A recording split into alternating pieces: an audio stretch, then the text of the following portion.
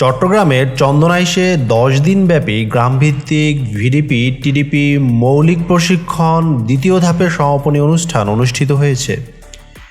বৃহস্পতিবার আমানত-শাহ বদরুন্নেসা মহিলা degree college মিলনায়তনে অনুষ্ঠানের আয়োজন করা হয়।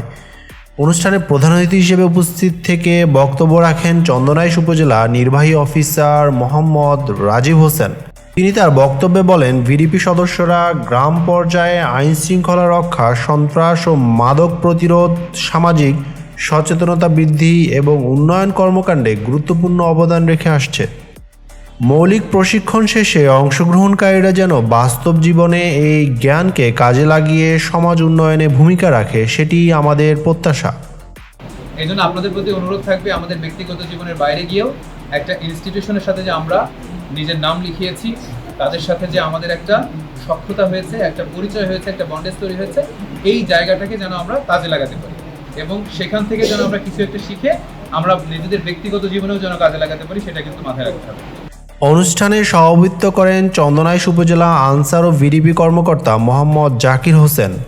এ সময় উপস্থিত ছিলেন উপজেলা মাধ্যমিক একাডেমিক সুপারভাইজার বিপিন চন্দ্র রায়, প্রশিক্ষক ল্যান্স নায়েক মোহাম্মদ দুলাল মিয়া, সিপাহী মোহাম্মদ তাজুল ইসলাম, চন্দনাইশ পৌরসভা ৯ নং ওয়ার্ড দলনেতা আবুল কাশেম প্রমুখ সহ জেলা এবং উপজেলা আনসার ও ভিডিপি কর্মকর্তাবৃন্দ। প্রশিক্ষণ সমাপ্তি উপলক্ষে অংশগ্রহণকারী 100 জনের মাঝে সনদপত্র বিতরণ করা হয়। অনুষ্ঠান শেষে 3 জন শ্রেষ্ঠ প্রশিক্ষণার্থীকে পুরস্কৃত করা হয় এবং সকল প্রশিক্ষণার্থীদের মাঝে প্রশিক্ষণ সনদ বিতরণ করা হয়।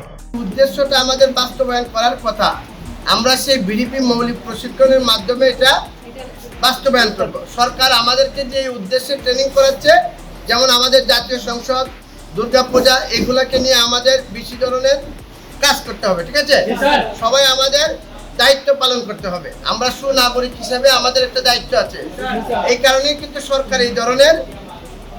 উল্লেখ্য, গ্রামভিত্তিক আনসার ও ভিডিপি সদস্যরা দেশের নিরাপত্তা ও উন্নয়ন কর্মকাণ্ডে গুরুত্বপূর্ণ সহযোগী শক্তি হিসেবে কাজ করছে।